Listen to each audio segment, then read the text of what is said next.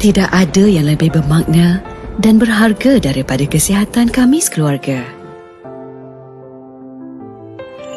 Oleh itu, kami sentiasa mengamalkan minyak habatus sauda bersama madu.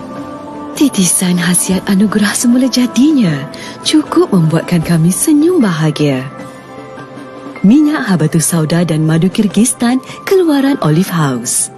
Pilihan keluarga kami.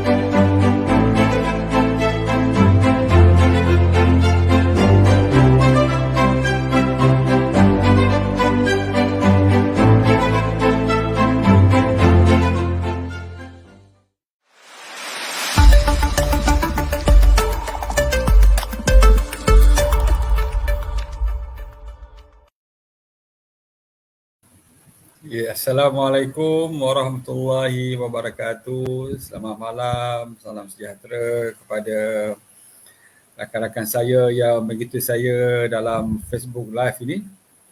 Saya berkeudara di dua channel, iaitu Facebook Dr. Zubaidi Haji Ahmad dan juga channel Olive House HQ. Jadi hari ini tuan-tuan dan puan-puan, di Johor Bahru agak mendung dan juga hujan. Diharapkan supaya ianya tidak mengganggu kelancaran siaran kita pada malam ini. Pada hari ini kita akan berbincang tentang satu topik yang agak menarik, iaitu serangan sakit jantung tanpa gejala, ataupun selalu disebut sebagai silent heart attack. Jadi kenapa kita sebut sebagai silent heart attack? Sebab pesakit tidak mengetahui bahawa dia mengalami heart attack. Kemungkinan dia rasa tak ada rasa langsung. Macam mana dia tahu? Sebagai contoh, dia rasa penat saja kan, ataupun rasa letih je, atau saja dia buat pemeriksaan ujung tahun, setiap tahun buat pemeriksaan kesihatan dan mendapati bahawa dalam pemeriksaan ECG ada tanda-tanda bahawa dia pernah mengalami serangan sakit jantung. Jadi inilah yang kita antara tajuk yang antara fakta-fakta yang kita akan kongsikan bersama pada hari ini.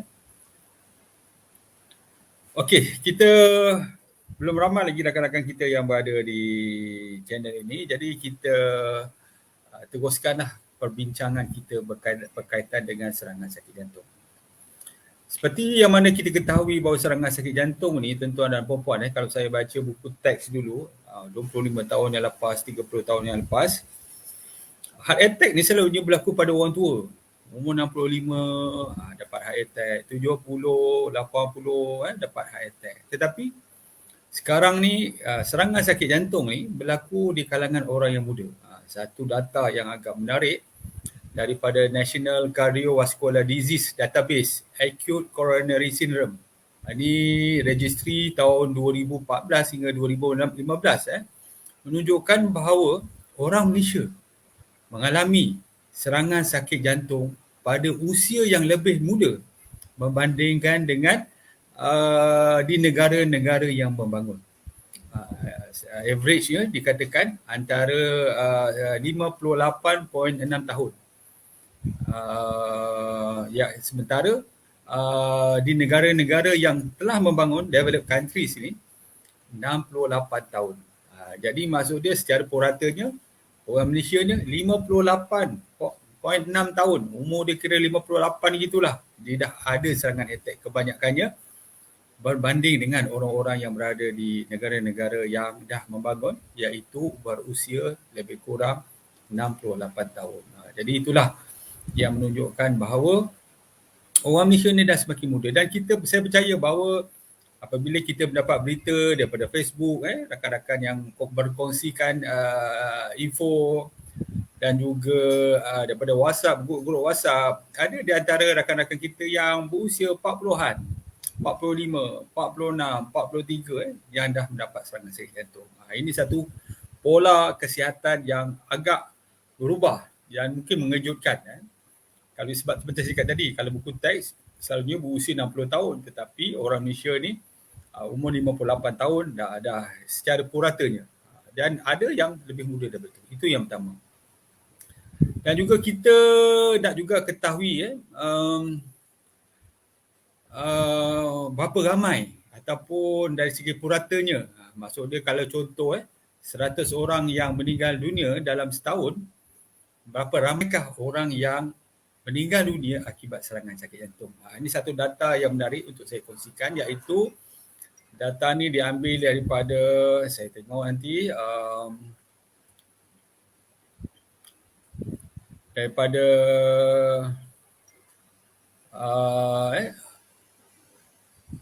yang dikumpulkan pada tahun 2017, iaitu 15 tahun yang lepas juga, iaitu coronary heart disease death in Malaysia. Dia mencapai 22.13% daripada jumlah keseluruhan kematian. Maksud dia lebih kurang berapa? Kalau katakan 20%, lebih kurang 1/5. Maksud dia dalam setiap 5 kematian atau orang yang meninggal dunia, 5 orang tu salah satunya adalah orang yang mengalami serangan sakit jantung. Jadi saya rasa ini adalah satu benda yang agak membimbangkan jugalah. Maksudnya ialah kita ni kalau boleh ialah nak hidup waktu jangka masa yang panjang dan juga pada masa itu kita bermanfaat kepada orang lain juga kan. Jadi hopefully lah kita, Allah panjangkan umur kita dalam keberkatan supaya kita dapat bermanfaat kepada orang lain. Jadi kita tengok kepada rakan-rakan kita yang mungkin dah bersama dengan saya pada hari ini. Rakan-rakan saya ni, ini antaranya dah ramai jugalah. Kalau kita lihat lebih kurang ada berapa orang nanti sekarang ni. Kita ada lebih kurang dalam ramai juga ni. 58 orang, alhamdulillah. Jadi kita ada Harni Harun Warso, Waalaikumsalam. Susrianti, Waalaikumsalam. Niki, banyakkan berpuasa tu lebih baik daripada mengambil suplemen dan makanan sunnah sendiri. Ya, betul. Itu memang antara langkah afiat yang selalu saya tekankan, iaitu pengamalan berpuasa atau penjarakan makanan yang kita sebut sebagai diet intermittent fasting. Tapi dengan kadar radikal bebas yang terlalu banyak dalam persekitaran kita, dalam tubuh kita, saya percaya bahawa suplemen pun juga boleh membantu dan juga makanan sunnah pun dapat membantu kita ya. Naila Sobri, Waalaikumsalam. Syed Syazwan, Assalamualaikum doktor, berapa kadar kolesterol darah yang bahaya dan boleh menyebabkan serangan sakit jantung? Ini soalan menarik, nanti kita akan sebut. Songkok sengit. Rasa ini rakan saya dah lama ni. Waalaikumsalam. Jadi kita lihat dulu apa yang dikatakan sebagai silent heart attack. Seperti mana yang saya sebut tadi bahawa silent heart attack ni apabila berlakunya serangan sakit jantung yang selalunya menunjukkan tanda-tanda. Dia ada tanda 3 dia lebih kurang Yang paling utama 3 kalau serangan sakit jantung. Manalah tahu kan apabila kita berjumpa dengan seorang tiba-tiba mengadu kan. Saya cakap, kenapa saya macam susah nafas? Susah bernafas. Nafas macam tak puas. Tarik nafas macam susah, ketat dada. Pertama sekali adalah sakit dada. Sakit dada kerana sampai sebelah dengan sebelah kiri, kerana sampai ke belakang. Sakit dada paling utama. Itu yang pertama. Yang kedua, dia akan rasa susah bernafas. Dia tarik nafas macam tak puas, macam sebab apa? Rasanya dia punya dada tu ketat, dia tak boleh nak tarik lagi. Tuan-tuan bayangkanlah, kalau tuan-tuan baring di atas lantai, tiba-tiba seekor gajah pijak atas tu, macam mana perasaan tu? Nak tarik nafas pun terasa macam tak boleh, ketat. Itu yang kedua. Yang ketiga, saluran jantung laju, berdebar-debar. Laju sangat, duk. Yang keempat, mungkin dia ada berpeluh. Berpeluh ni bukan sebab berlari ke ataupun panas, tetapi dalam aircon pun kadang boleh berpeluh. Ini satu benda yang pelik. Ini tanda-tanda dia. Jadi kita combinekan semua sekali, berkemungkinan. Dan apabila kita lihat risiko dia, nanti kita akan sebut orang-orang yang berisiko, kita confirmkan bahawa mungkin disebabkan orang yang sakit jantung.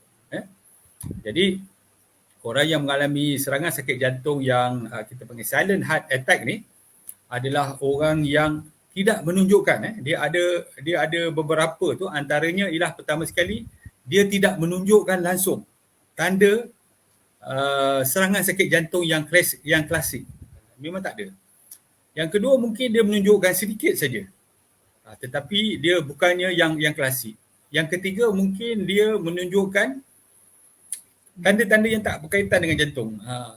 Okey, yang pertama cuba kita tengok dia mungkin tak menunjukkan apa-apa. Saya pernah dulu dapat seorang pesakit saya ketika saya bekerja di sebuah klinik dalam pukul 10 malam, saya ingat lagi.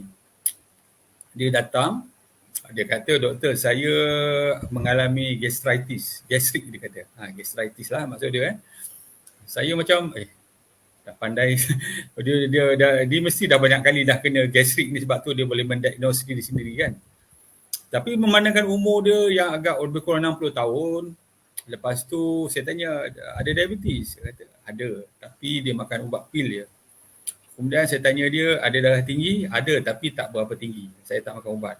Dia tak berapa tinggi sangat. Okay. Kolesterol bagaimana bang? Kata kolesterol ada tapi borderline.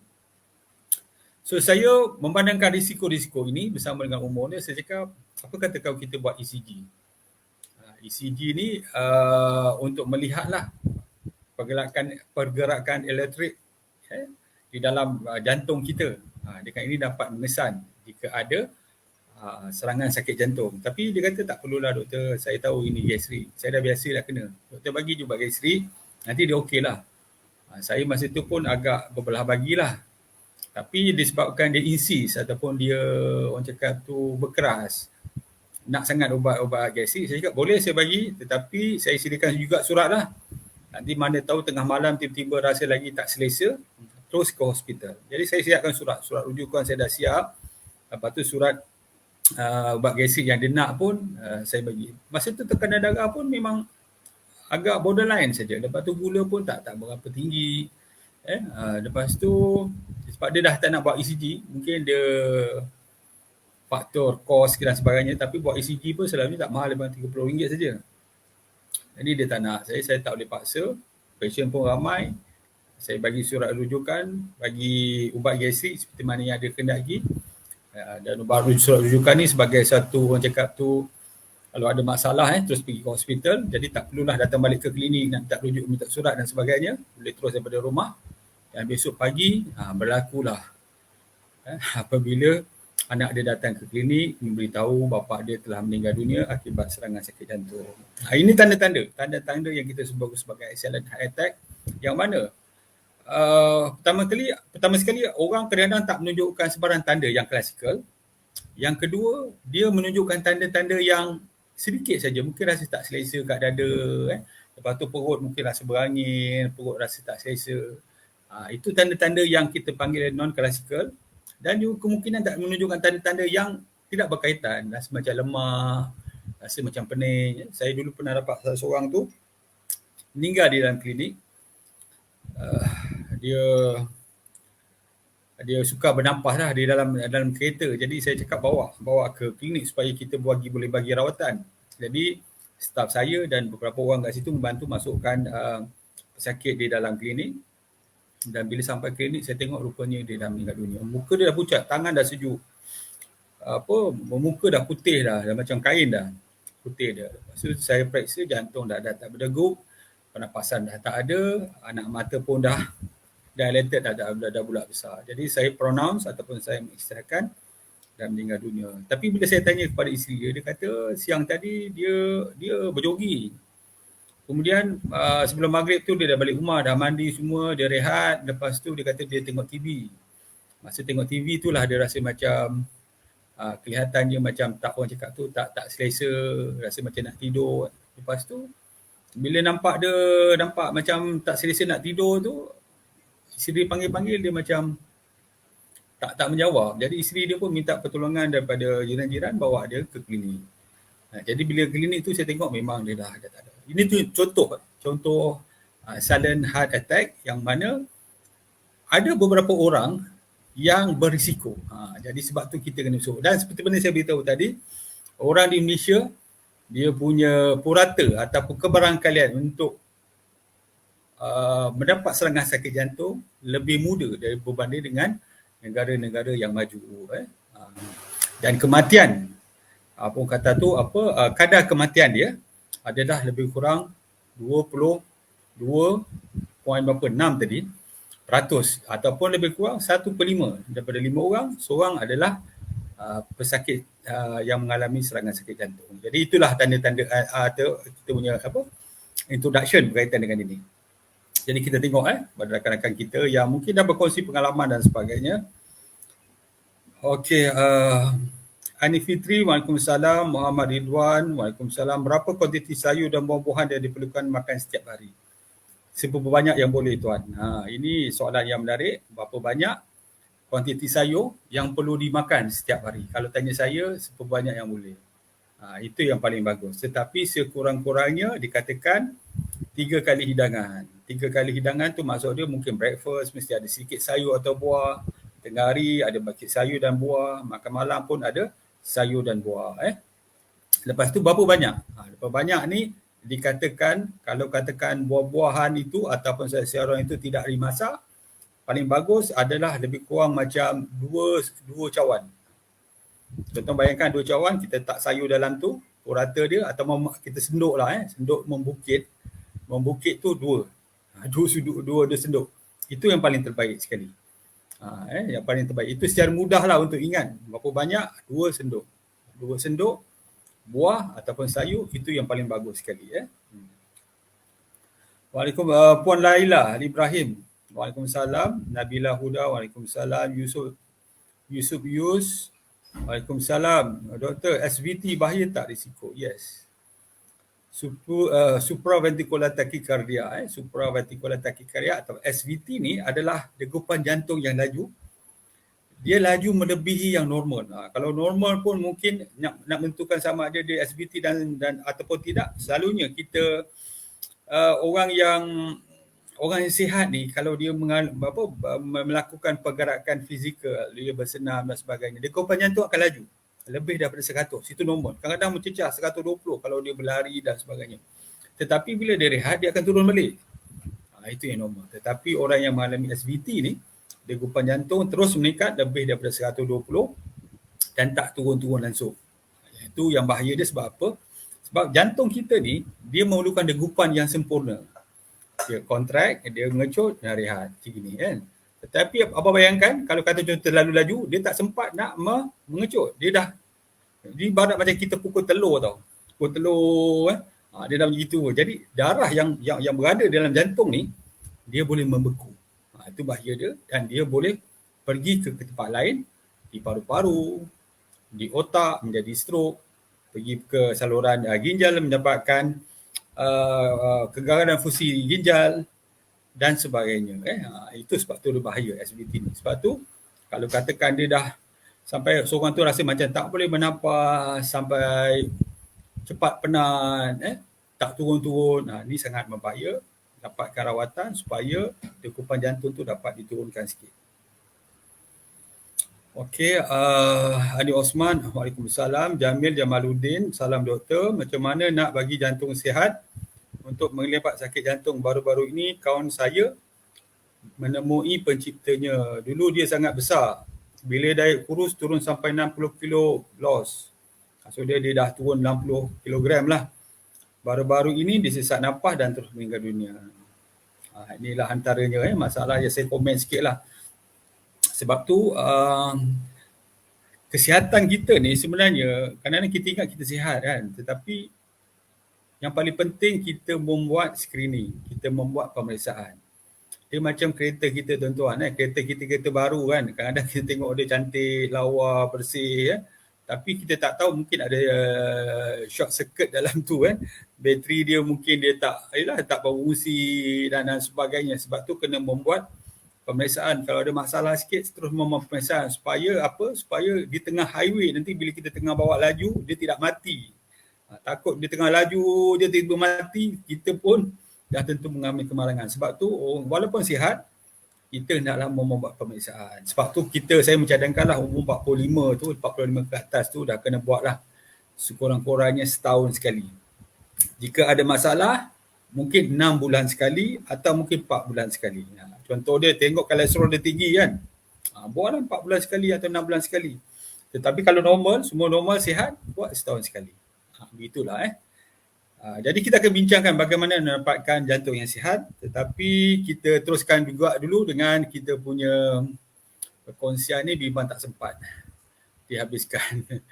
Jadi tuan-tuan tanda-tanda kita dah tahu dah. Tanda-tanda dia kalau buat heart attack yang betul, susah bernafas, sakit dada, degupan jantung laju, berpeluh. Tetapi orang yang mengalami silent heart attack ni, kadang-kadang dia macam rasa tak selesa. Macam orang cakap tu rasa macam, case tadi lah, rasa macam gastritis, heartburn. Kadang kita rasa macam ada reflux. Lepas tu rasa letih sangat, kadang-kadang rasa pening sangat. Sebab tu jangan terperanjat kalau sebab contoh seorang tu yang mengalami rasa letih, rasa macam selalu pening, apabila membuat pemeriksaan ECG, rupanya doktor dah memberitahu bahawa tuan atau puan telah mengalami serangan sakit jantung beberapa minggu yang lepas atau beberapa bulan yang lepas. Jangan terperanjat sebab boleh berlaku. Sebab mungkin silent heart attack tu dia bukan jenis yang major. Dia jenis yang kita panggil minor. Dia ada rasa sikit je. Apabila berlaku tu, dia tidak menyebabkan keseluruhan jantung itu berhenti. Dia mungkin kita rasa tak selesa je, bahagian-bahagian tertentu je. Terutamanya bahagian yang kita sebut sebagai inferior wall. Bahagian bawah daripada dinding jantung tu.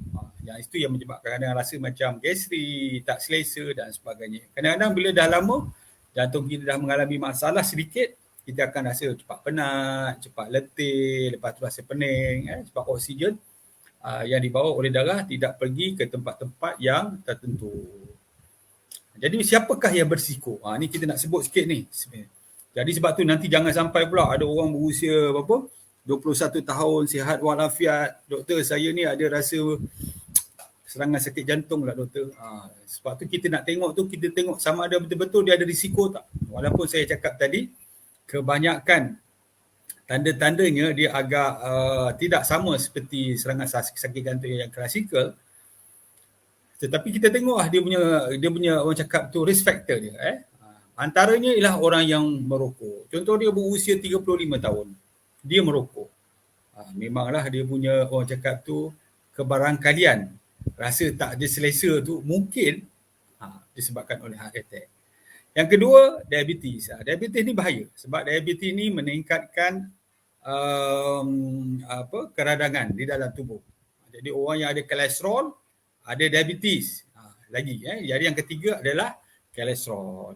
Yang keempat adalah tekanan darah tinggi. Tuan-tuan bayangkan, seorang tu ada tekanan darah tinggi, tahap kolesterol dia tinggi dan dia diabetes. Berapa banyak dia punya risk dia tu. Lepas tu isap rokok pula tu. Lepas tu dia obese. Kemudian dia tidak lack of exercise, dia tak melakukan senaman, pergi kerja balik kerja tidur, besok pergi kerja balik kerja tidur. Lepas tu pula tu dia stres. Kan, lepas tu dalam keluarga sebagai contoh ada ibu atau mungkin bapa dia pernah dapat heart attack dulu, meninggal dunia usia 55 tahun contoh. Jadi orang beginilah orang yang paling tinggi sekali untuk risiko untuk mendapatkan serangan sakit jantung. Saya sebut tadi pertama sekali adalah orang yang isap rokok. Isap rokok ni kita boleh kurangkan, kita boleh hentikan. Yang kedua adalah diabetes. Kita boleh kawal. Yang ketiga adalah kolesterol yang tinggi. Yang ini pun kita boleh kawal dengan cara pengubahan cara pemakanan, gaya hidup dan juga ubat-ubatan. Yang keempat adalah tekanan darah yang tinggi. Juga kita boleh kawal. Yang kelima, yang ini yang kita tak boleh kawal adalah umur. Orang yang berusia 45 tahun yang ke atas mungkin mudah untuk mengalami serangan sakit jantung berbanding dengan orang yang berumur 25 tahun ke atas. Kemudian lack of exercise, kurang senang pergerakan fizikal, ini pun boleh diubah. Stres boleh diubah. Obesity boleh diubah. Jadi banyak sebenarnya faktor-faktor yang boleh kita ubah, bukan disebabkan genetik. Jadi tak adillah sebab contoh kita cakap saya dapat serangan sakit jantung ni disebabkan oleh faktor keturunan bapa saya dulu meninggal dunia umur 55 tahun akibat serangan sakit jantung. Jadi saya anak ni saya memanglah atas faktor keturunan ni saya dapat serangan sakit jantung. Tidak tuan. itu adalah sebahagian kecil saja. Daripada berapa tadi? 6 ke 8 tadi, dia adalah salah satu. Banyak perkara yang boleh kita ubah. Ada beberapa yang tak boleh ubah. Seperti contoh ialah umur dan juga faktor keturunan tadi. Yang lain kebanyakannya boleh diubah. Jadi sebab itulah serangan sakit jantung ni boleh dielakkan. Kita elakkan supaya dia tidak menjadi sesuatu yang lebih teruk. Okey, kita tengok perkongsian rakan-rakan kita. Ani Fitri, 3 tanda serangan sakit jantung, sesak nafas, ya betul. Susah nafas, sakit dada, jantung berdebar-debar, berpeluh tanpa sebab. Sekali kena rumus sekali. Kalau ada 3-3 tu atau 4-4 tu sekali memang ada, berkemungkinan besar. Tapi kalau contoh satu je, tiba-tiba dia berpeluh, ada sakit dada, tak ada. Ada rasa susah nafas, tak ada. Berkemungkinan bukan. Sangat rendah kalaupun ada risiko tu. Tapi kalau ada 3-3, 4-4 pun ada, lepas tu doktor tanya ada tak diabetes, hypertension, kolesterol, lepas tu tengok obesity dia dan sebagainya, memanglah kita selalunya kemungkinan besar memang serangan sakit jantung. Terima kasih Puan Ani Fitri.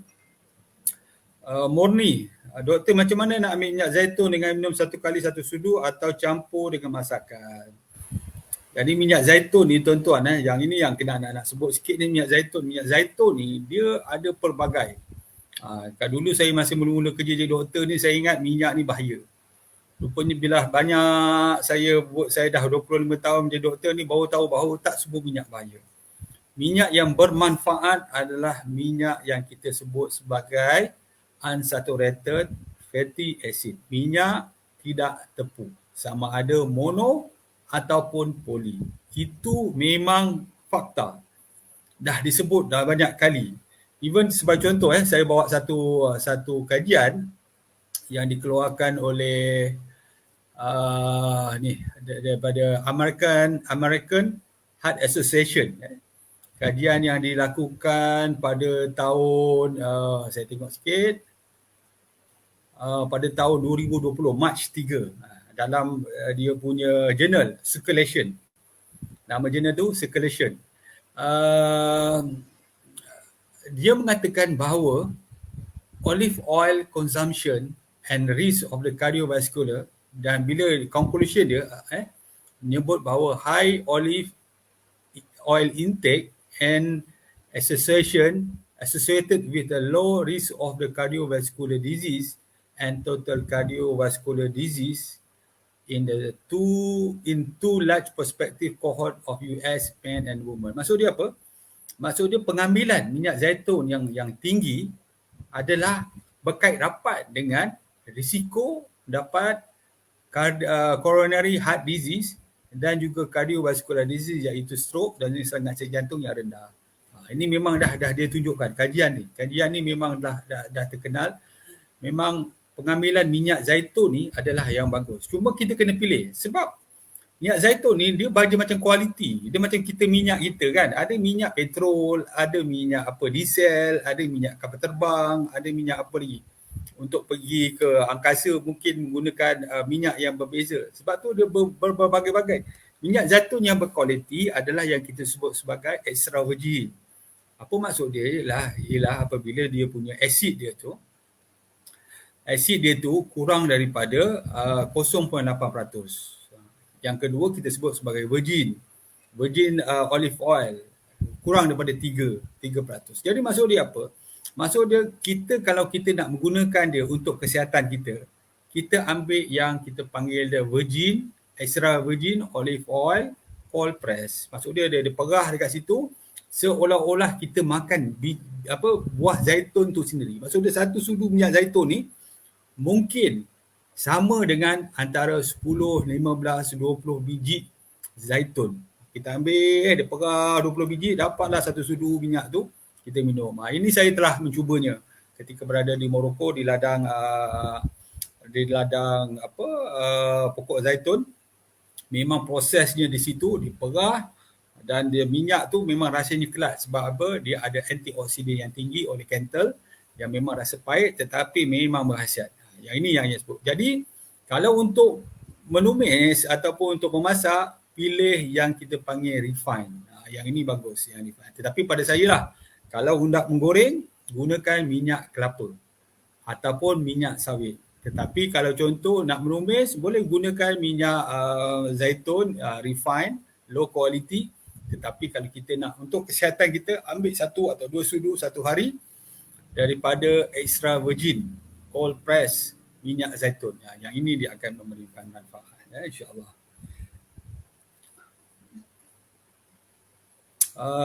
Saya ni okey. Jamil Jamaluddin, berapa kerap kena buat ECG? Macam saya cakap tadi lah, sama juga dengan pemeriksaan darah. Kalau kita normal, kita dah buat sekali normal, jadi kita adalah nak buat tu mungkin setahun. Tetapi jika tidak normal, mungkin lebih awal. Apatah lagi sebagai contoh, memang kita ada faktor keturunan mak ayah kita. Jadi kita kena buat lebih awal, 6 bulan.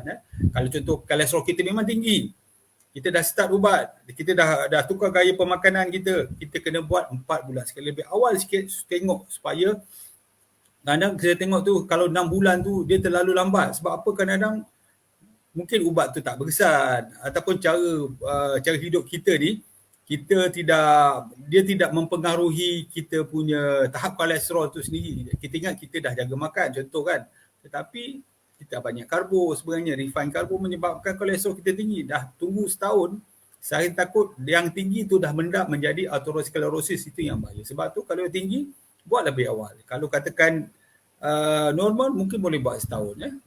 ECG pun sama juga. Sebahagian daripada pemeriksaan atau screening yang dibuat untuk kesihatan kita. Mungkin boleh buat setahun sekali. Kalau katakan nampak tanda ada masalah, kena buat lebih awal. Syahidah Mahmud, Assalamualaikum Doktor. Waalaikumsalam. Ada masa heartbeat laju, palpitation, betul. Pulse biasa 80 ke atas. Bila buat ECG normal. Apakah punca solution? Untuk palpitation ni, palpitation maksud dia apa? Degupan jantung yang laju melebihi 100. Orang normal dia akan tinggi, sebab contoh dia berlari kan, lepas brisk walking ke, buat exercise ke, ataupun tengah marah ke, ataupun mungkin dia apa lagi yang boleh menyebabkan dia tinggi kan. Mungkin dia melakukan physical activity lah selalunya, sama ada mungkin dia berkebun dan sebagainya, dia akan naik. Tapi bila dia rehat, dia akan turun bawah 100. Itu normal. Jadi jangan risau. Cuma dia tinggi itu tak melebihinya, selalunya tak melebihi 120. Jadi dia tinggi tak melebihi 120 biasanya, lepas tu dia turun normal. Dia turun balik kepada bawah 100. Yang itu normal. Masalahnya setengah orang tu, dia dah memang tinggi, 120. Bila membuat physical exercise, 140, 160. Bila rehat, masih lagi 120. Yang ini, yang kita takut tu SVT dan sebagainya. Ataupun mungkin dia ada kita panggil sebagai hypothyroidism. Maksud dia hormon thyroid tu berlebihan. Jadi kena buat pemeriksaan awal lah. Okey. Ani Fitri tak tunjuk sebarang tanda. Okey, saya dah sebut tadi. Zalifah Ihsan, arwah abang ipar saya meninggal sakit jantung, tak ada simptom, tapi sebelum tu perasan muka dia pucat, tanda oksigen kurang. Betul puan. Tak ada tanda dia. Sebab tu kalau orang yang muka pucat ni, selalunya elok kita cek dia punya tekanan dia punya degupan jantung dia sama ada di dada ataupun yang pemeriksaan pergelangan tangan pun boleh. Tengok muka dia pucat, kita cek. Selalunya dia laju. Laju tu bermaksud dia kemungkinan dia start kehilangan darah. Maksud dia punya darah tu mungkin dah semakin kurang, ataupun tekanan darah pun semakin kurang. Kita ada blood pressure mesin dekat rumah tu, kita boleh buat pemeriksaan. Kita bimbang dia dah menurun. Menurun tu bahaya. Kalau tinggi, selalu orang bermasalah ni mula tekanan darah dia tinggi. Dia punya pulse dia tinggi, dia degupan jantung dia tinggi. Lepas tu dia dah tak tahan, dia akan turun. Yang turun ni lah yang bahaya, sebab anytime kemungkinan kita bimbang dia tidak berdegup lagi. Kita panggil asystole. Dia dah turun habis. Itu yang bahaya. Sebab tu cek, kalau masih tinggi lagi masih ada sempat. Tetapi kalau dah rendah, bawah daripada 60, blood pressure pun dah sangat rendah, itu jangan bertangguh, pergi ke hospital cepat. Okey, Sarah Zara, doktor suami saya susah bernafas baru-baru ini, pergi klinik buat ECG okey. paru-paru okey tapi tak buat X-ray. Doktor kata kemungkinan gastrik. Tapi sampai sekarang kadang-kadang still ada rasa susah nafas. Agak-agak kenapa doktor Okey, yang ini pertama sekali kena buat pemeriksaan lah. Pemeriksaan secara menyeluruh. Masalah dia adalah masalah susah nafas. Susah nafas ni berkemungkinan daripada jantung. Itu nombor satu. Dan juga boleh disebabkan oleh masalah paru-paru. Setengah orang tu masalah paru-paru. Masalah paru-paru dia tak boleh berkembang dengan baik. Sebab tu kita minta, sehari ni kita ada oximeter kat rumah. Sementara ada musim COVID ni, ramai yang ada oximeter di rumah. Cuba buat pemeriksaan kepekatan oksigen dalam darah tu. Berapa banyak? Kalau katakan dia nak 95 ke atas, okey. Tetapi kalau 95 ke bawah tu, mungkin ada masalah berkaitan dengan paru-paru. Yang ini tak cukup. Kita kena buat, selalunya kita akan buat lung function test. Lepas tu mungkin kita buat CT scan untuk melihat mungkin ada masalah-masalah di dalam paru-paru tu. Jadi saya rasa kalau katakan jantung tak ada masalah, mungkin kita boleh membuat pemeriksaan kepada paru-paru pula. Dapur Uyun. Hari tu tiba-tiba dada rasa kena macam hempap. Nak rokok solat tu penat macam baru lepas berlari. Tapi tak berpeluh. Tapi apa tandanya doktor?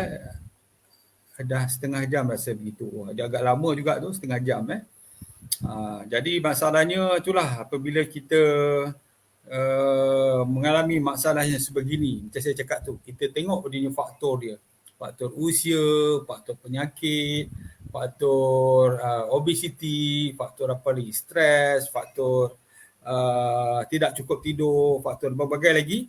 Kemungkinan yang inilah kena buat pemeriksaan. Inilah kena buat. Jangan tunggu lagi. Kita bimbang bila datang lagi sekali lagi, lepas tu kita dah tak sempat nak buat apa-apa.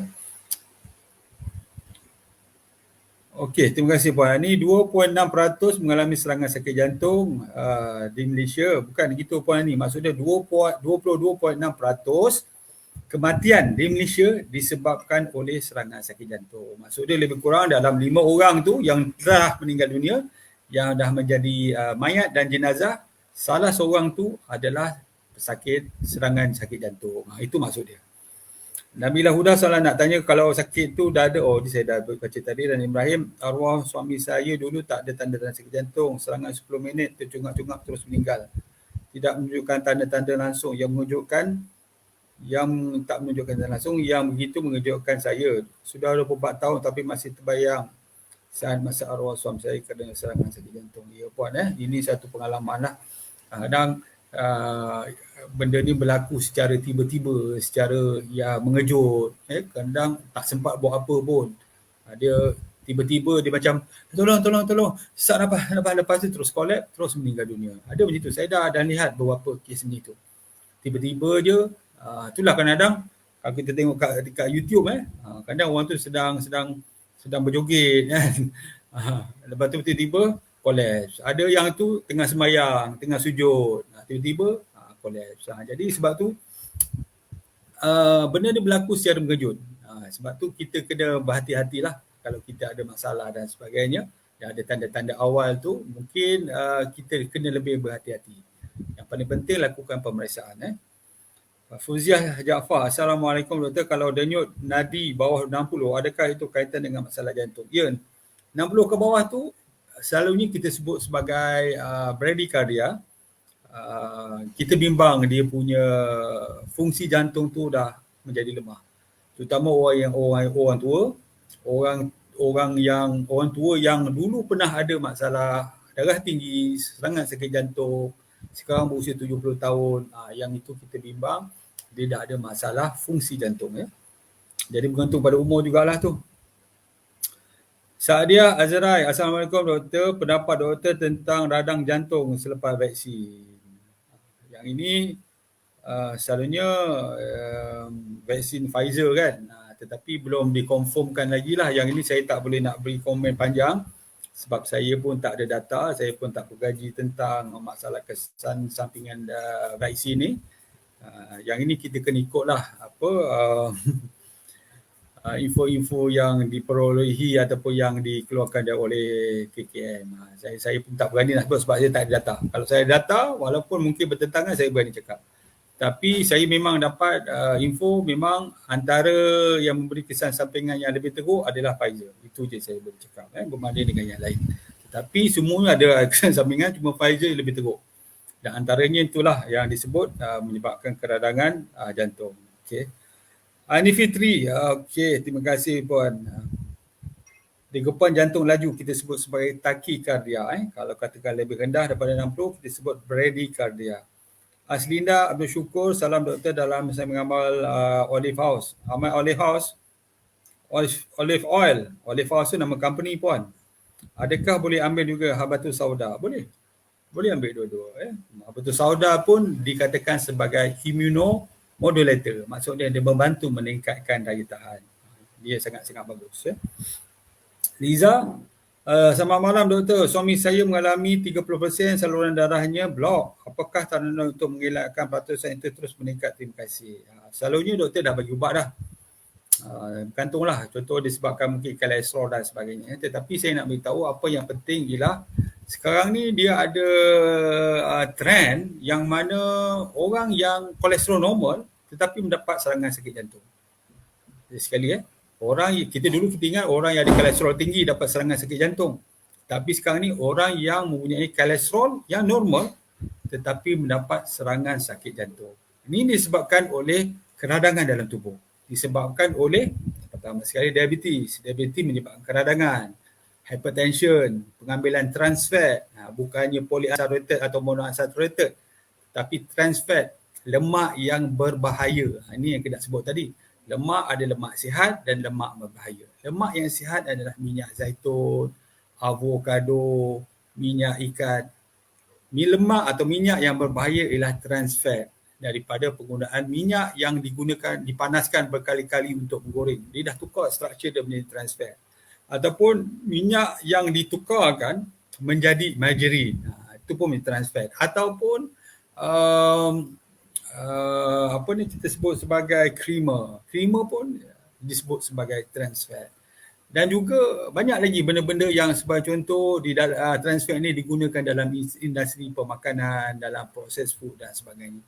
Sebab tu kenalkan apa dia trans fat. Mungkin lain kali kita sebut trans fat, dia sangat berbahaya, tidak boleh diamalkan selalu. Kalau nak ambil pun mungkin dalam kuantiti yang sedikit, paling bagus stop sama sekali. Sebab apa? Sebab jika kita ambil trans fat, kita ambil gula, dua-dua ni menyebabkan kolesterol kita tak turun.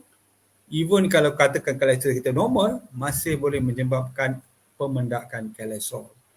Sebab tu pemendakan kolesterol ataupun serangan sakit jantung di kalangan orang yang kolesterol dia normal, mungkin ada dua, sama ada tahap keradangan dia tinggi, terutama orang yang mengalami penyakit diabetes, ataupun mungkin masalah genetik lah. Ini kita akan membuat pemeriksaan lipoprotein A, nak tengok sama ada betul ke genetik ataupun tidak. Itu kita akan bincang mungkin dari kali. Anifiti, suami Ani ada tanda-tanda berat berlebihan. Ini kena turunkan berat badan lah. Antaranya ialah membuat apa? Membuat diet intermittent fasting, ataupun buatlah apa-apa diet, menjaga pemakanan, banyakkan sayur dan sebagainya. Ilham Izani, Assalamualaikum doktor, baru saja berhenti merokok dalam 1.5 bulan. Apa yang saya perasan lepas berhenti rokok ada masalah tertentu. Saya susah bernafas. Saya buat ECG, keputusannya okey. Kata doktor, boleh beri nasihat. Saya pun ada reflux. Jadi masalah di kalangan orang yang berhenti merokok mengalami masalah kesihatan. Sebab tu kadang-kadang saya mendengarlah ada orang cakap, doktor kata teruskan merokok. Itu adalah nasihat yang salah. Ini sebenarnya adalah disebut sebagai withdrawal. Nikotin ataupun smoking withdrawal. Jadi berapa banyak kesan tu, withdrawal tu, bergantung berapa lama dia merokok, berapa banyak dia merokok. Yang ini akan menentukan sama ada withdrawal tu teruk ataupun tidak. Kalau katakan dia memang heavy smoker, withdrawal dia mungkin lagi teruk. Hidung berair, susah bernafas, kahak start berkumpul. Padahal kahak tu sebenarnya, kahak yang daripada bawah ni, secara mudah saya cakap, mula naik ke atas apabila kita berhenti merokok. Jadi bila dia naik tu kita rasa macam kahak terlalu banyak, nak batuk, rasa tak selesa. Lepas tu hidung pula tu tersumbat, rasa macam susah nak bernafas. Lepas tu kita rasa lemah, letih sebab apa? Tak ada nikotin dalam kita punya darah kita. Lepas tu kita rasa tak boleh nak berfikir, rasa macam-macam lagi. Itu semua adalah withdrawal symptom. Tanda-tanda disebabkan apabila kita berhenti merokok. Tetapi benda tu bagus. Berhenti merokok ni cara dia ialah memang berhenti terus. Itu paling baik. Cuma kita tahan ke tak tahan dia punya withdrawal symptom tu. Macam setengah orang dia obese, dia gemuk. Kita galakkan dia berpuasa. Agak-agak apa yang terjadi withdrawal tu? Rasa pedih hulu hati lah, rasa gastrik lah, rasa tak tahan lah, rasa nak marah lah. Dulu saya masa berat saya 105, memang pagi-pagi memang saya nak makan. Nak bersarapan kan. Lepas tu pukul 10 nak makan lagi. Tengah hari nak makan lagi. Bila tak dapat makan apa saya rasa? Saya rasa nak marah. Perut jadi gastrik. Saya resah, gelisah. Bila makan, minum air teh tarik, rasa macam rasa macam bertenaga kan, bersemangat dan sebagainya. Itu semua adalah withdrawal yang kita sebut sebagai apa? Yang kita sebut sebagai sugar craving. Yang ini kena faham sama ada tahan tak tahan. Jadi jangan risau. Ini semua sebab withdrawal symptom. Cik Din, Mak Saleh, Assalamualaikum Doktor. Apakah perbezaan dari segi tanda-tanda awal antara serangan sakit jantung dengan cardiac arrest yang dikatakan sering terjadi ketika aktiviti sukan? Dia kena faham tuan, serangan sakit jantung, heart attack ni disebabkan oleh saluran darah yang tersumbat. Sementara cardiac arrest ni disebabkan oleh pengaliran elektrik di dalam tubuh kita ni terhenti. Kena faham dulu. Dua benda yang berbeza. Sebab tu kita tengok orang yang bersenam, orang yang badan fit, orang yang badan sadu, kadang-kadang kolesterol dia normal, tak ada darah tinggi, kencing manis, semua tip-top, semua badan sadu, handsome. Kan? Tetapi mati akibat bukan heart attack, tetapi disebabkan cardiac arrest. Dia punya electrical impulse dia tu, perjalanan elektrik daripada jantung dia terhenti disebabkan oleh banyak perkara. Ini kita akan sebut. Tapi dua benda yang berbeza. Dia bukan masalah serangan sakit jantung, atherosclerosis, tetapi cardiac arrest apabila masalah dia punya electrical transmission di dalam jantung dia berhenti. Okey, terima kasih Puan Ani kerana berkongsi ni, berkongsi info ni. Mungkin kita boleh baca lain kali. Rakan-rakan yang terlepas boleh membacalah nota yang dikongsikan. Okey, Wan Mahairan. Okey, minta maaf. Mata saya pun dah malam-malam ni pun dah mengantuk ni, dia dah susah nak baca dah ni. Okey, Assalamualaikum Doktor. Tanda-tanda sakit jantung jika kaki mengecut bila duduk. Macam mana? Jika kaki mengecut bila diurut baru kita rasa elok balik macam darah berjalan. Okey, mungkin disebabkan oleh masalah apa ni adakah tanda-tanda sakit jantung? Itu bukan Puan. Mungkin masalah sistem peredaran darah yang mungkin sama ada, kalau tanya saya lah, sama ada saluran darah, kita bimbang dia ada saluran darah dia ada mengalami masalah, mungkin ada pembekuan darah, mungkin ada atherosclerosis dekat situ, ataupun mungkin disebabkan oleh saraf yang membawa impuls elektrik, menyebabkan kaki kita macam ada rasa kebas, ada rasa macam cocok-cocok dan sebagainya. Itu mungkin sebahagian daripada kompleks ke seluruh tubuh. Dia boleh pergi kepada jantung, dia boleh pergi kepada kaki kita dan juga organ-organ yang lain. Yunus Ibrahim, jika tanda-tanda sakit silent heart attack tu ada HCG normal, okey ke doktor? HCG ke ECG Puan HCG human ni HCG apa ECG kot. Jika tanda-tanda silent heart attack tu ada ECG normal, okey ke doktor? Ini soalan saya tak faham. Tetapi saya beritahu tadi, kalau serangan sakit jantung walaupun silent, ECG dia tidak normal. ECG dia tidak normal. Okey, yang silent tu adalah tidak menunjukkan sebarang tanda, tetapi pemeriksaan darah, pemeriksaan ECG sudah menunjukkan perubahan. Saya rasa ECG tu bukan SCG. Okey, terima kasih Puan Aini lagi sekali. Yunus Ibrahim, okey ni saya dah baca tadi. Betul Puan Aini, kawal diabetes, tekanan darah, faktor umur, kurang bersenam, obesiti. Serangan sakit jantung memang boleh dielakkan. Jahingga Bahya, salam doktor. Waalaikumsalam. Macam mana nak elakkan serangan jantung ni? Pertama sekali itu Puan Fitri dah sebut tadi dah. Kalau ada diabetes, kurangkan diabetes. Kalau tak ada tekanan darah diri, kawal tekanan darah. Umur, kurang senam, obesiti. Yang mungkin kena tambah ialah cukupkan waktu tidur. Tidur mesti cukup, rehat kena cukup. Kawal stres kita. Kawal stres kita. Dan bagi mereka yang ada keradangan dalam tubuh tu, yang ada macam-macam penyakit, ambil sikit suplemen. Contoh vitamin C, vitamin E, vitamin D, zinc, bagi menurunkan keradangan dalam tubuh. Itu nasihat saja. Ambil makanan-makanan yang disebut dalam Al-Quran ataupun makanan yang kita biasa dengar, minyak zaitun, delima, jus. Sebab apa? Dalam tu memang dah banyak kajian. Kajian terbaru ni semenjak tahun 2000 ni, makanan-makanan begini dah dibuat banyak kajian menunjukkan bahawa makanan-makanan ini adalah makanan-makanan yang bernutrisi. Berbanding kita contoh kita makan keropok, kita makan apa lagi kan, jajan-jajan ya. Baik kita ambil ni, beli buah ambil anggur contoh. Ambil kismis, basuhkan dia yang terbaik yang ada biji tu. Ambil buah delima atau buah-buah tempatan yang ada, dia sangat bagus untuk tubuh kita. Okey, Ashraf Adrudin, doktor saya anxiety, diabetes, darah tinggi, kadang-kadang takut tiba-tiba serangan sakit jantung. Itu tuan. Orang yang ada anxiety dia memang sensitif kepada perubahan dalam diri dia. Maksud saya begini, kalau orang normal, kadang-kadang dia tak sedar pun degupan jantung dia laju.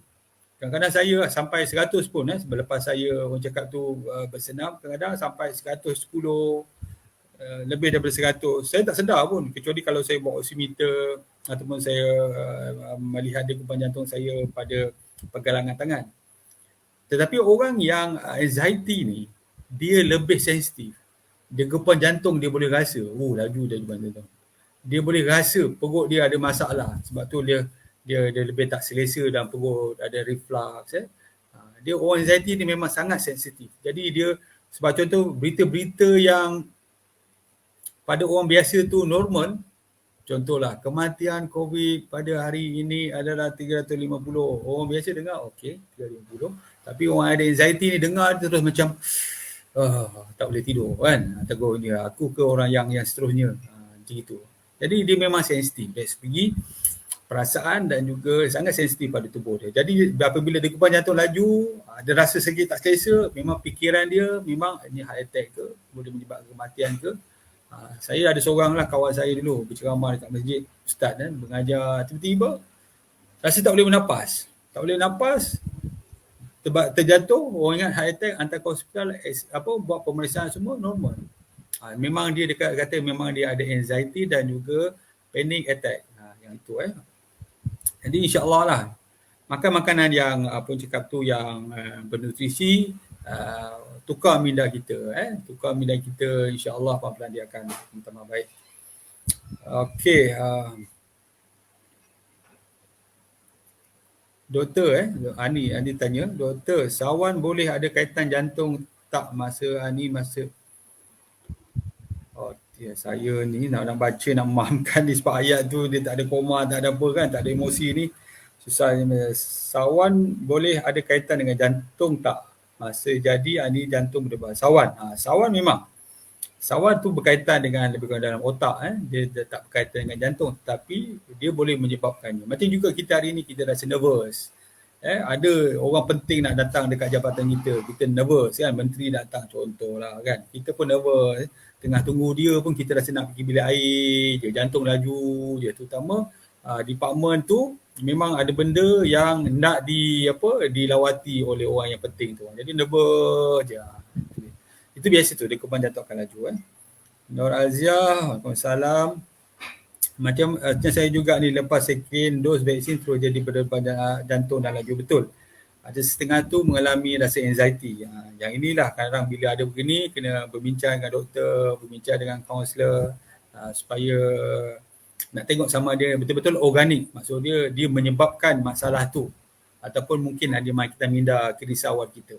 Dua perkara yang berbeza. Nur Syuhada, Waalaikumsalam. Siti Norain, doktor kalau tiba-tiba sakit atas belakang sebelah kiri, sakit macam berakar begitu. Kalau puan berusia 45 tahun ke atas, ada darah tinggi, kencing manis, ada faktor keluarga, mungkin kena buat pemeriksaan lah. Kalau kata masih muda lagi, cuba dulu mungkin ambil minyak panas ke minyak angin. Kalau katakan dah hilang, mungkin masalah otot saja. Aziah, lepas vaksin dua-dua tak ada reaksi apa-apa, alhamdulillah. Okey. Azwat, kalau amalkan magnesium okey tak betul? Bagus. Pastikan kita mengamalkan magnesium ikut cara yang betul lah. Kalau kita nak ambil tablet, nak ambil suplemen, pastikan dos yang betul. Kalau kita untuk berendam ataupun kita untuk sapu ke kulit ke dan sebagainya, ada dos-dos yang tertentu supaya dia tidak berlebihan. Doktor, ni Fadli Huda. Doktor, berapa kali heartbeat rasa normal? Lebih kurang 60 hingga 100. Haidir Muhammad.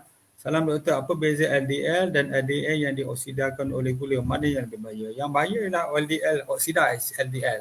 Yang itu yang lebih bahaya. Macam saya cakap tadi, kadang LDL ni ada dan LDL tu maksud apa? Dah lipoprotein low density kan.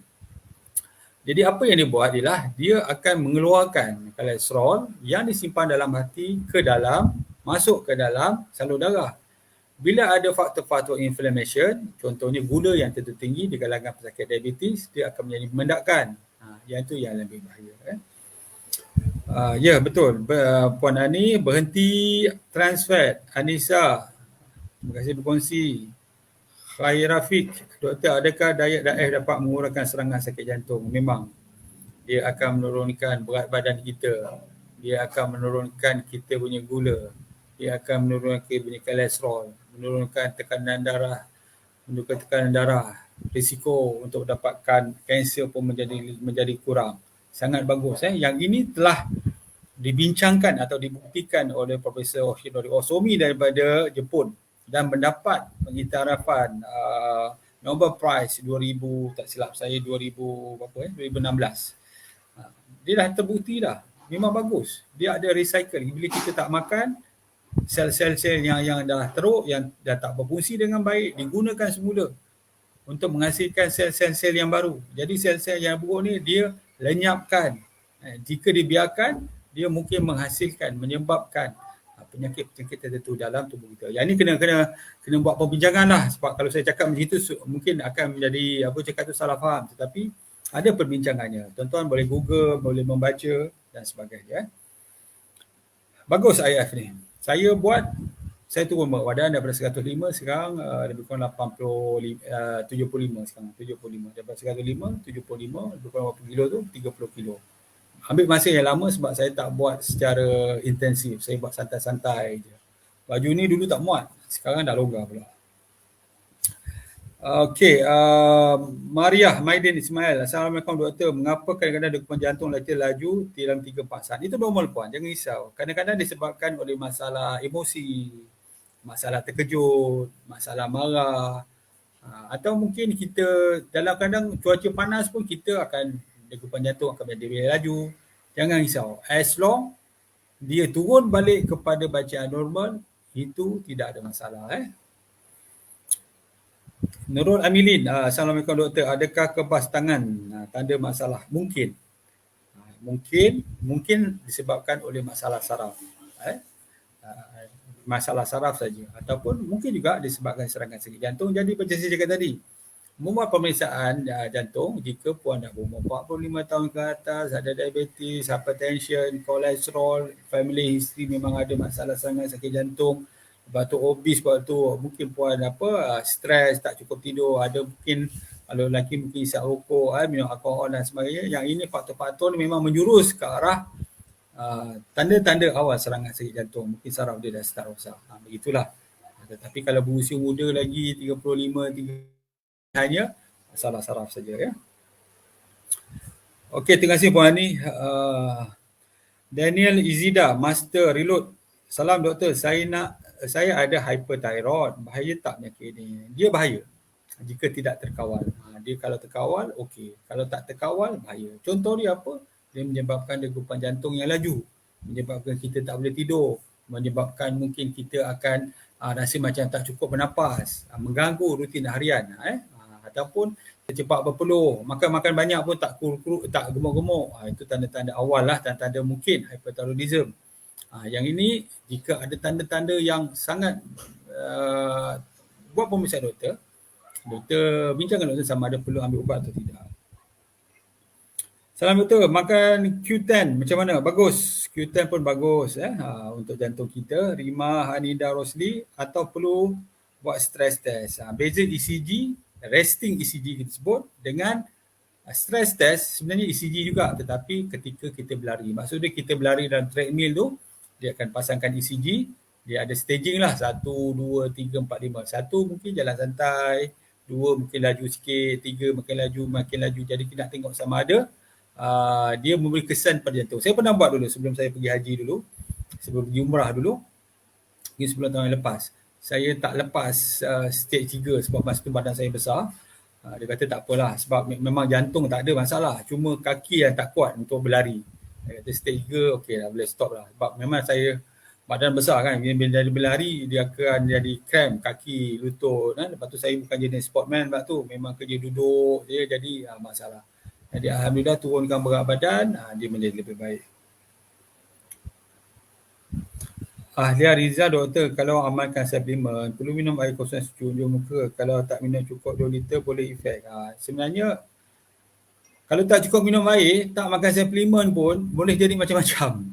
Dia ada satu buku yang saya masih ingat lagi, dia kata you are not sick, you are lack of water. Maksud dia kata awak ni sebenarnya tak sakit tetapi hanya kekurangan air. Migraine contoh kan, antaranya ialah tak cukup minum air. Batu dalam ginjal, tak cukup minum air. Itu bukannya ambil suplemen pun. Tak ambil suplemen pun. Tapi memang tak cukup minum air. Memang masalah. Sebab tu dalam langkah afiat yang saya beritahu, 7 langkah afiat, antaranya minum air secukupnya. Berapa banyak doktor? 2 liter. 2 liter setengah ke? 3 liter setengah ke? 1 liter setiap 50 kilogram berat badan ke? Cara paling mudah, bila kita kencing, kita tengok air kencing kita jangan terlalu keruh, jangan terlalu cair sangat. Dia mesti ada kuning sikit, yang itu yang normal. Kalau banyak sangat, terlalu jernih sangat, kita bimbang terlalu banyak minum air, dia boleh menyebabkan kekurangan elektrolit dalam tubuh kita, menyebabkan masalah mungkin hyponatremia, mungkin masalah-masalah lain kan. Jadi minum air secukupnya, bukan masalah suplemen saja. Tak makan suplemen pun kena minum air banyak-banyak. Apatah lagi ambil suplemen. Okey, Nizam Muhammad, berapa kali kita buat ECG dan stress test? Ini saya dah bincang tadi. Kalau sebagai contoh ECG normal, mungkin 6 bulan setahun sekali. Kalau ECG tak normal, membuat pemeriksaan darah sekali, mungkin kita awalkan 6 bulan, 4 bulan, kita repeat balik nak tengok progress dan sebagainya. Okey, kita tengok lagi Nur Ain, Marisa, doktor. Kalau yang alami anoreksia, bulimia, akan ada masalah jantung ke? Ya, apabila dah nutrien dah tak ada dalam tubuh kan. Masalah anoreksia, bulimia ni kerana kita tengok badan dah terlalu kurus sangat. Yang itu yang bahaya tu. Sampai nampak tulang, yang itu nutrien dah tak ada dalam tubuh. Dia bukan saja menyebabkan kerosakan jantung tetapi organ-organ yang lain sebab nutrien dah tak ada. Itu yang bahaya. Nurhana, doktor, saya bagi melatonin 3 mg, palpitation dan migraine dan kekurangan. Alhamdulillah. Bagus melatonin. Bagi orang yang ada darah tinggi, tak cukup tidur, menyebabkan tekanan darah akan melonjak. Kadang-kadang doktor bagi melatonin supaya dia mudah tidur, tekanan darah dia akan menjadi lebih baik. Dan melatonin juga merupakan antioksidan dalam tubuh kita yang dikeluarkan oleh hati kita, dikeluarkan oleh pineal gland di otak kita yang membantu kita tidur dan bersifat antioksidan. Dia merangsangkan pengeluaran hormon. Bagus untuk tubuh kita. Radiah Abdul Qahar, doktor, kalau lepas makan durian, boleh ke makan ubat? Saya ni warga Mas. Durian berapa makan, Kak? 1 biji, 1 ulas. Elok jarakkan lah. Kalau kita dah tua ni macam saya pun, kita nak makan pun ambil 1 ulas, 2 ulas. Tak adalah sampai orang cakap tu macam kita masa muda dulu kan. Boleh makan sekali makan 2-3 biji. Sekarang 1-2 ulas kita pun dah rasa macam kenyang kan. Lepas tu kalau nak makan ubat, jarakkanlah sikit, mungkin 2 jam. Maksudnya kalau makan waktu petang tu ataupun pukul tengah hari durian tu, makanlah ubat sebelum 2 jam atau selepas 2 jam. Sebab gula tinggi, kita bimbang penyerapan ubat-ubatan ni dia akan mengganggu. Okey, terima kasih Puan Ani lagi sekali, minum air ya, secukupnya. Nur Aim, Marisa, doktor, kalau selalu sedawa tak berhenti. Yang ini kita panggil dia mungkin tanda-tanda awal reflux, mungkin tanda-tanda awal apa ni sistem esophagus kita. Sepatutnya dia ada parestalsis kalau kita pernah dengar perkataan tu, iaitu pergerakan esophagus kita daripada atas ke bawah, ke atas ke bawah. Tetapi kali ini dia naik daripada bawah ke atas, dia bawah ke atas. Dia mungkin akan menyebabkan kita muntah. Tetapi sedawa selalunya kadang-kadang disebabkan oleh kita punya sphincter antara esophagus dan perut ni longgar, jadi gas yang terhasil daripada penghadaman pencernaan makanan tu dia mudah keluar. Selalunya gas tu dia tak keluar sebab low esophageal sphincter tu dia sangat ketat, dia tak boleh keluar. Tapi bila terbuka, dia akan keluar sikitlah gas. Tapi kalau buka lebih besar, menyebabkan makanan di dalam perut kita akan naik yang berisi, yang mengandungi mungkin asid yang menyebabkan kita rasa tidak selesa, menyebabkan kita muntah dan sebagainya. Baba Yaga, fish oil membantu besar tak doktor? Membantu besar. Maksudnya amalkan fish oil selalu okey ke? Fish oil ni tuan-tuan dia normal. Fish oil ni kita boleh dapat daripada ikan. Tak ada masalah. Jadi janganlah overdose. Apa-apa pun, makanan sendiri, contoh durian tadi kita ambil banyak sangat, satu hari 10 biji, memang kita boleh bermasalah. Tetapi benda-benda ni semua sama ada suplemen, makanan, kita ambil dos-dos biasa, dos-dos yang dicadangkan. Jangan terlalu sangat. Dia akan sangat membantu kita insyaAllah. Okey, pengayuh santai. Assalamualaikum doktor. Apa tanda-tanda simptom myocarditis? Myocarditis adalah bengkakan pada jantung. Banyak jantung disebabkan sebab infection, mungkin toksin dan sebagainya. Jadi antara apabila kita dah mengalami keradangan, bengkakan, apabila dia tidak berfungsi dengan baik. Mungkin degupan ke jantung kita dah tak normal. Sekejap laju, sekejap tak laju, sekejap laju, sekejap tak laju. Lepas tu degupan jantung kita pun tak pump dengan baik. Yang itu dah ada tanda-tanda lah. Ini myocarditis ni kena buat pemeriksaan awal. Selalunya kita tak diagnose melalui simptom, kena membuat pemeriksaan echo, contoh darah, mungkin CT scan mungkin dan sebagainya.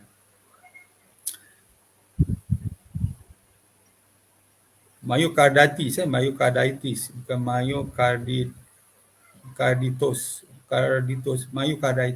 Sepatutnya begitulah. Okey. Moni Muhammad Saad. Melatonin tu dapat dari mana? Ini daripada farmasi. Ada puan. Dapat saya pun boleh. Dapat dari farmasi pun ada. Bagi mereka yang tak boleh nak tidur. Saya pun ambil sesekali. Umur dah 50 ni. Kadang-kadang nak tidur pun dah 2-3 pagi. Masih terkebil-kebil. Masalah juga ni. Ambil sebiji. Alhamdulillah mudah tidur. Dia bukannya ubat tidur, berbeza. Ubat tidur sintetik dengan melatonin berbeza. Melatonin adalah natural, dia keluar hormon dikeluarkan oleh pineal gland dalam otak kita. Ubat tidur memang makan sebiji dia memang garanti tidur. Sementara melatonin dia mungkin ambil masa sikit. Zulkifli Zazilan, Assalamualaikum doktor. Saya umur 32 dan resin habis saya selalu bawah 60. Ada kalanya sampai 45. Apa pendapat doktor? Kalau tak ada simptom okey puan. Kalau tak ada simptom tak apa tuan, jangan risau. Cuba buat pemeriksaan sebagai contoh ekokardiogram nak melihat fungsi jantung kita. Begitu juga orang yang mengalami tekanan darah yang rendah. Tapi dia masih okey, dia boleh berlari, naik tangga dan sebagainya. Itu memang orang cakap tu, kalau saya masih belajar mula-mula dia cakap ini memang jantung atlet ni, memang bagus jantung dia. Dia tak terlalu tinggi, dia tak mudah orang cakap tu setap kan. Contoh setap ginilah. Bila kita berlari, tekanan darah turun naik, degupan jantung turun naik. Dia walaupun berlari banyak, dia naik perlahan je. Tekanan darah naik perlahan je, masih lagi okey je. Itu tanda-tanda bagus tu. Jadi kalau tak ada simptom, susah nafas, sakit dada dan sebagainya, even degupan jantung rendah atau tekanan rendah, jangan risau. Kalau masih lagi bersangsi, masih lagi bimbang, boleh memohon pemeriksaan doktor, terutamanya ekokardiogram, ECG, dia akan membantu mengenal pasti sama ada jantung kita bermasalah ataupun tidak. Okey, seterusnya Moni, apa suplemen melatonin tu doktor? Ni saya dah sebut tadi puan okey. Kita tengok lagi kalau tak ada kita akan tutup. Sekarang dah pukul 10.24. Satu dua soalan lagi. Jadi saya minta maaf tuan-tuan puan-puan yang mana mungkin saya tidak membacakan atau menegur tuan dalam komen-komen yang diberikan. Saya minta maaf. Saya mengharapkan supaya perkongsian pada hari ini, pada kali ini, mencetuskan satu kesedaran. Mungkin kita tak faham sangat, tetapi dia mencetuskan satu kesedaran bahawa serangan sakit jantung kadang-kadang dia tidak bergejala, tidak bersimptom, tidak bertanda. Kita lihat orang tu normal saja, dan orang tu kadang-kadang kita tengok tiba-tiba dia kolaps dan juga mengalami masalah pernafasan dan mungkin boleh meninggal dunia jika tidak diberikan rawatan dan yang segera. Jadi bagi mereka yang berisiko, yang saya dah sebut tadi 6, 8 tadi, faktor tadi, berhati-hati membuat pemeriksaan, tukar gaya makan. Saya nak sebut tadi antara afiat, 7 afiat yang saya sebutkan. Pertama sekali, banyakkan berpuasa. Sebab kurang kita makan, kurang dia memberi tekanan pada tubuh. Itu bersatu. Yang kedua, bila kita makan, cari makanan yang bernutrisi. Antaranya ialah yang kita panggil sebut Quranic food. Kita tambahkan sikit minyak zaitun, kita tambahkan sikit anggur, delima dan sebagainya. Buah-buahan dan sayuran tempatan pun sangat bagus kecuali yang terlalu manis. Itu nombor 2. Yang ketiga, minum air yang secukupnya. Bagaimana nak menentukan? Saya beritahu tadi, kencing kita pastikan tidak terlalu pekat dan tidak terlalu cair. Itu nombor 3. Yang keempat, tidur secukupnya. Maksud tidur yang secukupnya ialah bila kita bangun, sebagai contoh kita rasa puas, kita terasa lagi mengantuk lagi, rasa letih lagi, itu maksudnya kualiti kita tak cukup. Kepuasan tidur tak cukup.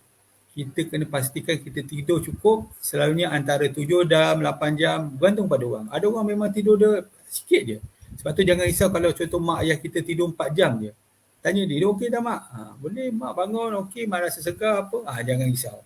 Yang kita risau ni tak cukup tidur bila memang tak cukup rehat. Mata masih mengantuk lagi, terpaksa bekerja dan ini adalah memberikan stres di dalaman. Itu yang keempat. Yang kelima adalah lakukan aktiviti fizikal. Lakukan aktiviti fizikal yang sepadan dengan umur kita, sepadan dengan kita punya fitness. Berjalan kaki, membuat regangan, angkat sikit berat, itu pun dah mencukupi antaranya lah. Kemudian kawal kita punya stres. Ini paling penting sekali. Kalau kita ada stres dalam hidup kita, kita kena kawal, kita cuba cari profesional yang dapat membantu kita menyelesaikan atau menunjukkan panduan bagaimana nak menyelesaikan. Yang keenam, yang ketujuh, apa yang boleh kita buat ialah mungkin kita boleh mengambil sikit suplemen yang membantu. Sebab contoh, kita mengalami rasa sakit saraf kan, tangan kita rasa kebas, tangan kita rasa macam mencocok-cocok, ambil sikit suplemen, vitamin B kompleks, mungkin vitamin E yang membantu kita. Jadi bergantung pada keperluan kita, bukan kita ambil mengikut cakap orang, bukan. Itu sebab kita nak betulkan, ambil yang dos rendah, dia akan membantu kita insya-Allah. Yang terutama yang berusia dah 45 tahun ke atas, 50 tahun ke atas, memang dia akan faham lah. Yang berusia 25 tahun yang berusia 30 tahun, dia cakap, buat apa ambil suplemen? Memang betul. Saya dulu pun umur 25-30 saya tak ambil suplemen. Sebab badan saya sihat. Kita pergi sana, pergi sini, tak cukup tidur, on call, tidur 4 jam. Lepas tu besoknya pergi naik gunung, buat tak naik bukit. Lepas tu kita membuat kerja-kerja lain, tak ada masalah pun. Tapi bila dah umur 45, 50, nanti semakin lama semakin kita mengetahui bahawa memang kita memerlukan sedikit untuk tenaga kita, untuk mengelakkan rasa macam rasa tangan kebal-kebal contohlah, rasa mungkin kita tak cukup tidur, rasa stres dan sebagainya. Jadi tuan-tuan dan puan-puan, terima kasih kerana bersama saya. Sekarang dah pukul lebih kurang 10.25, insyaAllah minggu depan kita akan berkongsi tajuk yang menarik juga pada waktu 9.15 dan pada hari yang sama insya-Allah. Jadi saya akan membuat pengumuman dalam kelab sihat saya. Bagi mereka yang ingin menyertai, boleh WhatsApp saya 019-702-2391. Saja sekadar perkongsian, perbahasan, perbincangan mengenai isu-isu kesihatan dan juga isu-isu berkaitan dengan diet dan juga ubat-ubatan. Terima kasih. Kita jumpa lagi di kali. Assalamualaikum warahmatullahi wabarakatuh.